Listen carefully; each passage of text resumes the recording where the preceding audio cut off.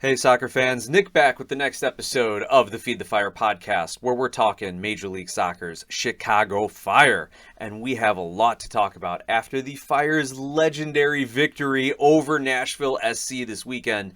And yes, I deliberately used the word legendary, and we're going to tell you exactly why as we get into this episode. But first, I want to wish everyone a happy Easter, happy Passover, happy Palm Sunday. As you all know, I'm Greek Orthodox. My Easter's a week later this year, which is wonderful because then I get to enjoy all the sales on everyone else's Easter candy.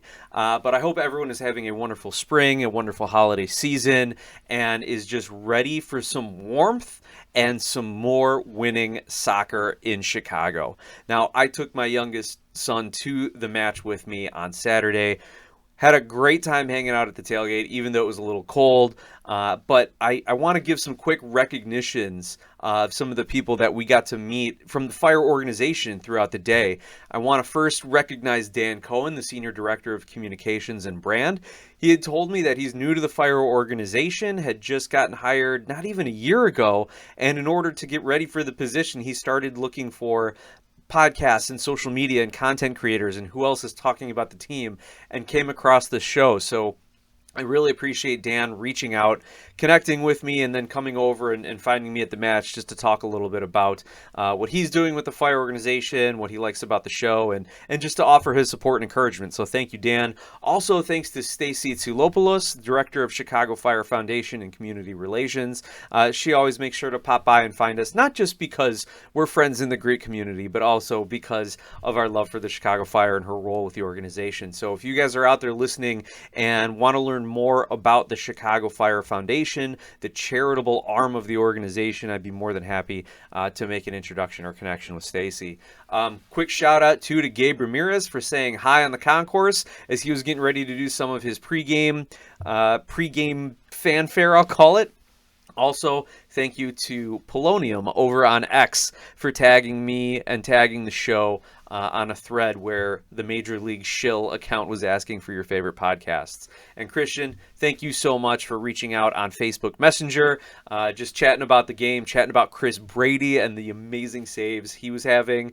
And if you guys want to reach out and connect on social media, feel free to do so. I'm at Glasshouse Soccer across all platforms, or you can email me, glasshousesoccer@gmail.com. And lastly, shout out to Tall Sparky, who maybe got a little hate on the social media groups, on the Fire Facebook discussion group, but shout out to Tall Sparky.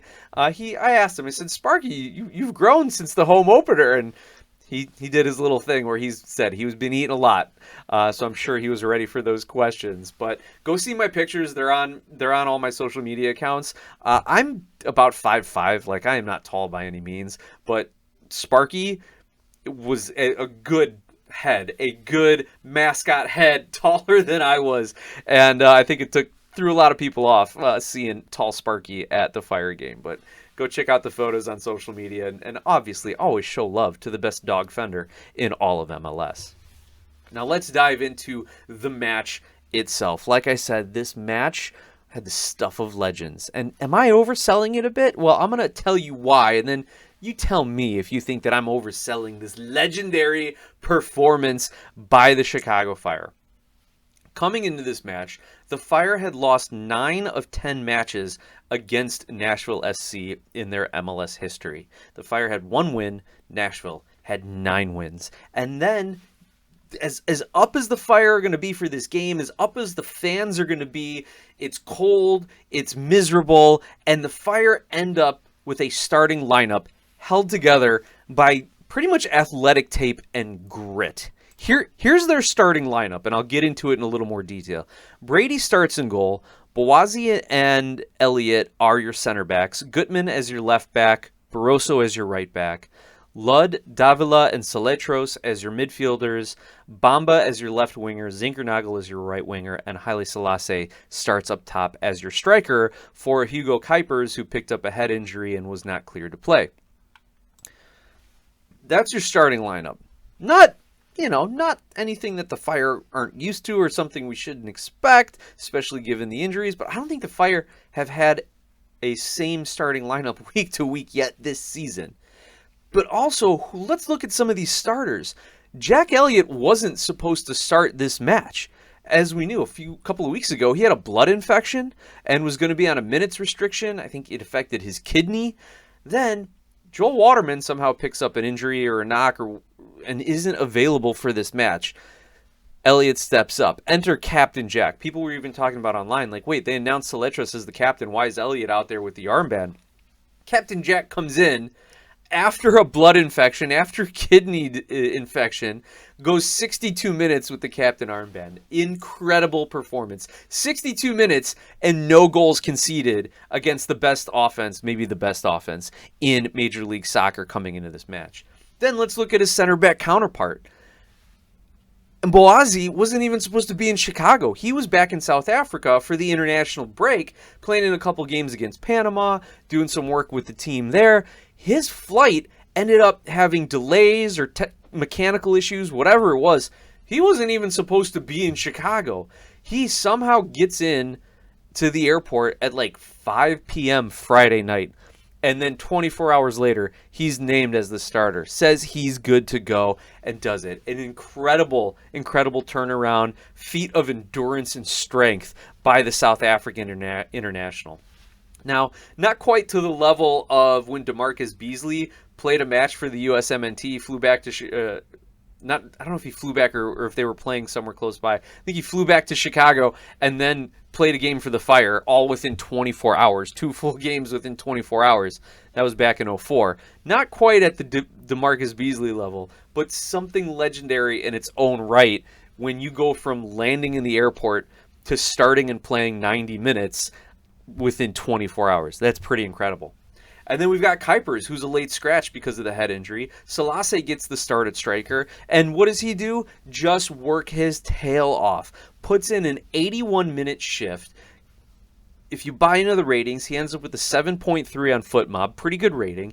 His heat map shows that he's all over the pitch, pitching in on defense, on offense, leaking up on passes. He completed 12 of 13 passes, just doing everything that he needs to do to be that defensive kind of striker and either help create chances for his teammates or be that pressure kind of a guy, be that pressing striker, allowing then Bamba and Zinckernagel to kind of work their magic and maybe get a goal or two in a team that's maybe lacking a little bit of offense in this starting lineup. And sure enough, he's the one in those opening seconds of the match that forces the Nashville turnover, and then he's able to get the ball and then play it around to Seletros, to Bamba, who finds Zinckernagel on the far post unmarked for the fastest goal in Chicago Fire history.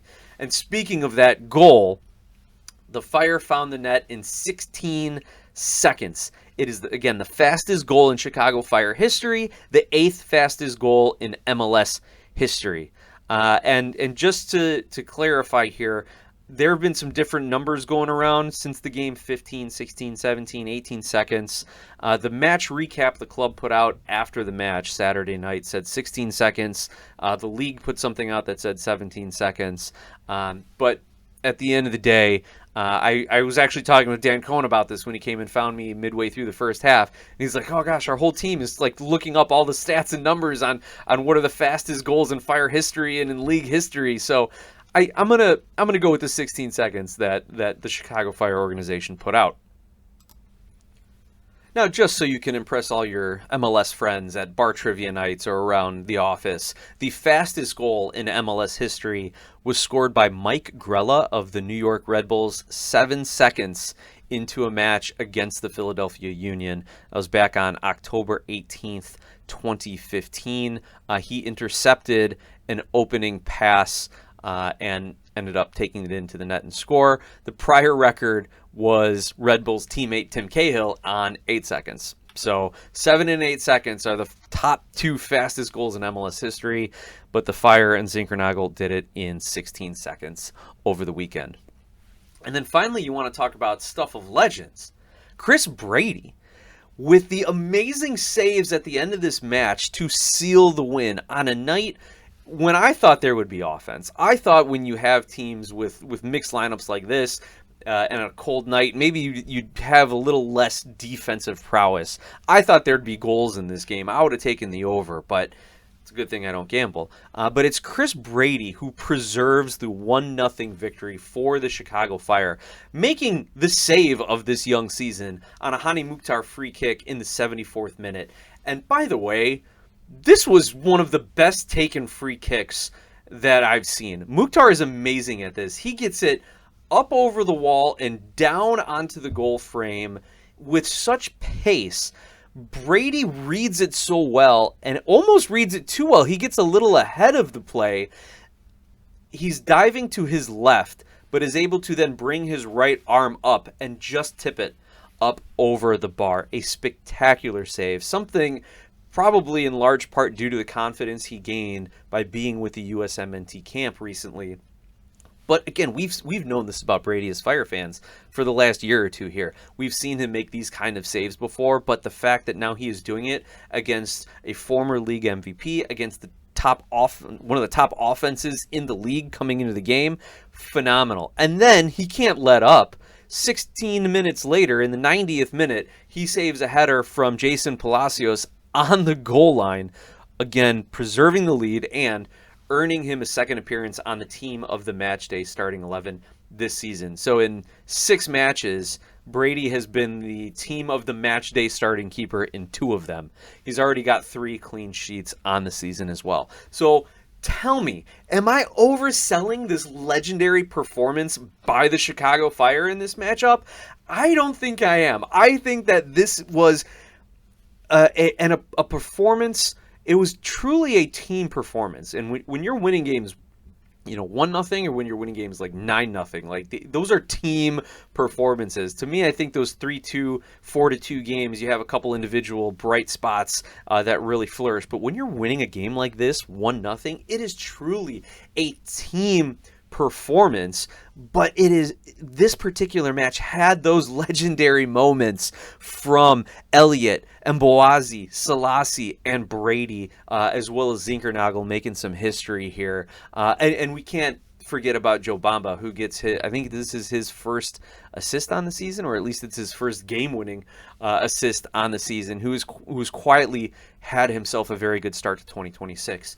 One more thing about Joe Bamba. I know a lot of people were down on him last season, not having the goal numbers to justify his designated player tag and his salary. And last night, yes, he gets the assist, and no, he doesn't have what I would call a great offensive game. But where he really shined last night, and where I'm seeing a lot of his value, and you can argue if it should be this kind of value for a DP player, but he was so good at getting the ball out of danger, being both an outlet pass and staying wide so that our defenders and defensive midfielders could get the ball out of the Chicago Fire's danger area, and then Bamba can hold it up and give them a little bit of a breather to get their shape back, to get a little further up the field and relieve the pressure. And in this game against Nashville, he was also doing it on the dribble. He was dropping back fairly deep, picking up the ball, whether on a turnover that he forced himself, or a turnover that one of his teammates would force, and then they would play a quick ball to him, and then he would turn and go, and he would drive, and he would take that ball on the dribble past the half line in many occasions and really just alleviate the pressure for the Fire defense. And when your offense isn't really clicking on a night like that, you need to have those moments to get your defense back into shape, to reset, to catch your breath, and Bamba provided that for the Chicago Fire last night. Just a couple other things to note on the match from a statistical standpoint, and then we're going to hear from our friend John Donovan on all things John and his takes on the Fire. The Fire ended up with 43% possession, 9 shots, 3 on target, and had 5 blocked. They ended up with 362 total passes, so not a lot of passes, especially compared to Nashville's 542. But they did have an 82% passing accuracy rating. So they were trying to thread things together in the offensive third, but they were able to keep possession and, like I said, have a little bit of possession in the back, though that's not that wasn't the only way they played, and John will talk about that a little bit in his segment. Only 1 corner kick, so sadly, no Portillo's hot dogs on the night. They did not finish the Frank. 2 crosses, 3 offside. 10 aerial duels won to Nashville's 12. XG, only 1.5 XG. So that's something they've got to continue to work on. Not only getting more shots on target, but higher quality shots, those with a greater percentage of finding the back of the net, high percentage shots, right? Like we see in the NBA, you either want layups or 3-pointers because you're playing the stats over the course of the game with those 3-point shots, or you're taking the high percentage shots in those layups, right? Brady was credited with 4 saves. The defense had 15 clearances, 19 fouls, 2 yellow cards, and no red cards. And yeah, that second half, Nashville really dominated and enjoyed the bulk of the possession in just about every segment of that match, except for a couple of that half, every 5-minute segment of that half. But it was the Fire defense that kept that bend but don't break mentality. Something we've seen a lot at Soldier Field, right, Bears fans? One last thought. Now that this game is in the books, the Chicago Fire have climbed up the MLS power rankings. They are now sitting in 12th place, up 1 spot from last week's 13th. And according to MLSsoccer.com's comments, it only took 17 seconds for Philip Zinckernagel to put Chicago up 1-0 on Nashville. Chris Brady did this, and they put his highlight reel together to help earn all 3 points. That booked Nashville's first loss of the season and the Fire's best result of 2026. They've won 2 in a row, heading into a very winnable home match against Atlanta. And yes, the Fire are now on a 2-game win streak, and hopefully they extend it. They should extend it to 3 games this upcoming weekend against Atlanta. Unfortunately, I won't be there. As I mentioned, it's my Easter weekend. I will be in one of several different church services over the course of the weekend. But hopefully you can get an Atlanta United preview out. But just to kind of look ahead, right now, according to the MLS Power Rankings, which, again, they fluctuate greatly from week to week at times. And we know it's a reflection of the current run of form, not their overall season. But Atlanta are sitting down in 26th and ended up losing 3-1 to Columbus over the weekend, and in what was not a pretty game from what I hear. I didn't watch it, but was not a pretty game. And Atlanta currently sitting at 12th in the table on 4 points in 6 games, while the Fire are now sitting in 5th on the table, 10 points in 6 games. They are tied on points with Toronto and New York, and oh my gosh, that Toronto game was an absolute wild mess of an MLS match, if I may say so. But yeah, Chicago, Toronto, and Red Bulls are sitting in 5th, 6th, and 7th on 10 points. The Fire currently own the tiebreaker. Again, first tiebreaker is wins. All three teams have 3 wins. And then the Fire, though, have a +3 goal differential as opposed to TFC, who's at -1, and Red Bulls, who are at -4. So that's where things look after the Week 6 matchup against Nashville SC. And now I'm going to flip it over to John Donovan for all his takes on this match, as well as what's going on with the Chicago Fire as a whole club. John, take it away. Nick, John Donovan here talking about the Chicago Fire. Nick, really the Fire are playing beautiful right now. I love the way they're playing. It's too bad that Kuipers wasn't out there. You know, Selassie seems to get a lot of opportunities, but he never comes across. I don't think he's got a goal this year, although he's had a lot of dangerous shots. I got to always say this in the podcast. Only 2 Americans started, although there were 4 on the bench. It's getting there. I wonder about Berhalter pushing Lod. Lod is not adding a lot to the offense. And that center midfielder spot, Nick, you've heard me talk about it probably too many times. That is the quarterback of the squad for a soccer team. You look at PSG, all these great premiership teams, they all have a great distributor in the middle.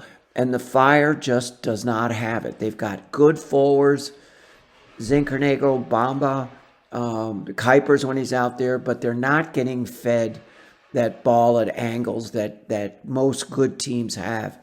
Overall, the Fire are playing well, Nick. I mean, I don't think I've ever seen them playing better. Barroso's playing well. Our man from South Africa, I hope we can hold him for more than a year because he is just lights out. good. He seems to be a tactician. He's strong. His left foot is dynamite. He just, he played that Nashville Espinosa guy really tough. Between him and Gutman, Espinosa did not have a really great night. In my opinion, I think Nashville had like one or two really good shots that challenged Brady, but overall they seemed to handle them quite well. The Fire, at this point of the season, are playing at the top of their game. They have another designated player spot that maybe they'll use. Maybe they're holding that spot up for the Polish guy from Barcelona, but I don't know whether they need him. I hate to see them using it on a duplicative player like we have Kuipers. I don't think he's going to be better than Kuipers if he comes over, and I have a suspicion that with all Jose Mansueto's money, he's going to blow some big cash on that spot. I would prefer it to be a great center midfielder. That's my position. One other statement I've got to say, or two other statements, Nick, is I'm pleased to see that Berhalter is not just playing out of the back all the time. He had some good goal kicks this game. Brady is good at it. He lays the ball way out there. And, it's 50-50, but it's not beautiful like playing out of the back, but it's very effective. I really like that. And I think Berhalter is, getting a feel for this team. Orisel, I would like to see playing. He hasn't really played regularly since that red card that he pulled trying to protect Gutierrez. He's on the team. He's always on the bench, but he's the only guy not coming off the bench that we've seen this year. And I personally think he's the guy that, at the end of this season, I think he's the guy that should be replacing Lod. And, he's young. He's got great talent. He's a good feeder. That one spot that we're missing, a 1-0 game and they score in the first 21 minutes is great. But you're not going to have many games like that, and you need some setup or some scoring from that midfield spot. Think of it, last year, Gutierrez was I think, the second leading scorer on the team, and we don't have him around this year. So team's playing well. I almost hate to see them stop for the World Cup thing because you never know what you're going to get back after that. But overall, Nick, couldn't be happier. You must have been frozen at that game last night. I was very comfortable watching the game from my basement and watching it on TV. It was a fun game to watch, even though it was only 1-0. Take care, Nick. Thank you very much for this opportunity to talk to your audience, and congratulations on the numbers you're getting. It's great. John, thanks as always for your commentary on the Chicago Fire and for always being a supporter of the show, as well as giving us a little bit of your knowledge and wisdom from your playing days. I want to also touch on Sergio Orahel, as you mentioned. It has been kind of tough to see him not getting as many minutes as we've grown accustomed to him. I do think that Davila had the bigger ceiling, as well as Davila was brought in so the Fire could develop him, showcase him, and then transfer him and make some money off of it. But again, Orahel's only 20 years old. I also saw a thread on one of the Chicago Fire social media discussion pages where, they're talking about Chris Mueller, given his injuries and his medical history. The Fire should move on from him and allow younger players the chance to get onto the senior roster. I think maybe that kind of is tangentially related to some of the discussion points around Orahel. But first of all, I disagree. Like, having Mueller on the senior roster is fantastic. Not only is it the right thing to do from a person standpoint, a human standpoint, but a guy who's making a league minimum and a guy who can come in as a spot starter when healthy, as well as a good option off the bench. I think he has value, and I wouldn't be as dismissive of him. He's taken up a supplemental roster spot, so I wouldn't be as dismissive of Mueller on this roster as some people are, just because he's not 100% healthy 100% of the time. But Orahel is still 20 years old. He is one of these young guys that the Fire have been developing and training and working him into a Major League Soccer, trying to get him to be a regular starter in Major League Soccer, to get him to that level at least. We saw him struggle a lot playing out of the back and getting tripped up, literally and figuratively, by opposing strikers that were pressing him. So I think he still needs a little bit more development, and the Fire are trying to win games now. They are trying to compete for trophies this season. So Orhel did not develop as quickly as Davila did.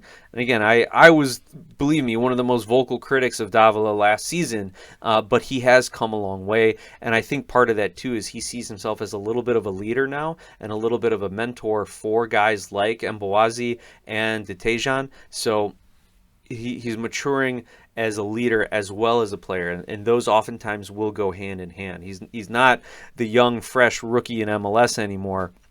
He's got some expectations on him. And the way Berhalter plays, they need him as solid as a defensive mid as they can. So I don't think Orhel's there yet, but hopefully he can continue to develop over the next 1 or 2 seasons. So assuming things go to as planned, Davila develops into one of the top 3 or 4 D mids in Major League Soccer. He gets transferred on to a big club over in Europe somewhere. Then Orhel can slip in and be a starter for another season or 2 while the Fire decide how are we going to invest that Davila transfer money, right? So that's what I'm thinking. But again, looking ahead now, the Chicago Fire have a match on April 11th evening at home against Atlanta. And then on April 14th, they're heading up to Detroit to Hamtramck to face Detroit City FC in the U.S. Open Cup. So hopefully those are 2 back-to-back wins, and then the Fire will travel to Cincinnati on the 18th, where, you know what, Cincinnati's a good team. Maybe they come away with a point on the road, and even if it's a loss, as long as they're not losing or dropping points at home to Kansas City to close out April, I think the Fire are going to be in really good shape as they have a very, very busy May, 5 games in May, and they can go all in on those matches, because then they get the month of June off, as well as the first couple weeks of July for that World Cup break. So going to be something the Fire fans, as well as the players, I'm sure, are looking forward to. Also looking ahead real quick, Joe Chatz put out a quick training update earlier today, Tuesday, April 7th, that Joel Waterman, Sam Rogers, and Jack Elliott are all back training. Kuipers and Mueller were working out individually, and the 3 keepers at training, Chris Brady, Josh Cohen, and Jeff Gall. So big thanks to Joe Chatz for always being out at the practices and giving us the updates there. Please go follow him at Joe Chatz. That's Chatz with a Z, as well as keep up with everything he writes over on OnTap Sportsnet. One last little kind of fluff thing that we got to note for the Chicago Fire. They have announced their summer concert series presented by Cafe Bustelo. Usually I don't read the whole sponsor thing, but you know what? I tried some of their coffee. I like it. I'm a fan. I like the samples they're giving out. We even ended up buying a little bottle of it to bring home one night. My wife's like, "Oh, that was pretty good at the game. Let's try it a little bit." So I'll give them some flowers here.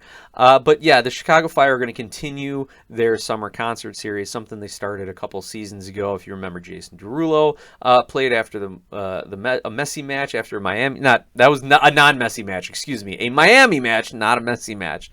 And then last season we saw the likes of Chance the Rapper as well as Danny Lux playing afterwards. And this summer, the Fire are bringing in Lupe Fiasco for their May 23rd matchup against Toronto, and 2 friends after their July 16th match against Vancouver. That's the first game back from the World Cup break. I think 2 friends were even at the Chicago Fire Nashville game getting interviewed by Gabe Ramirez there as well and having some of their music featured. So something to look forward to, Fire fans.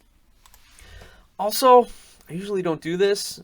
What do you guys think of the new shirt here? Go on to YouTube, subscribe to the YouTube channel, Glass House Soccer. Let me know. What do you think of this new warm-up jacket that I got? This kind of spring windbreaker, light blue, robin's egg blue. I guess I'm trying to manifest spring. I'm thinking, I need a little something that's going to keep me from the wind on the sidelines of the kids' baseball and soccer games this spring. And the robin's egg blue, this nice Chicago flag blue, Not something that's usually been in my closet, in my wardrobe, but you know what? I kind of like it. I kind of like it. So yeah, let me know if you think I need to take this back, or if I should, invest in a little bit more color in my wardrobe. Being Greek, it's usually black and dark black, but hopefully this can kind of embody the spring that is to come. And with that, I will let you all get back to your regularly scheduled programming and the rest of your days. Thank you all so much for tuning in and listening. Please like, subscribe, rate, review. Would love to get some more 5-star ratings over on iTunes and wherever you get your podcasts. Please share the show.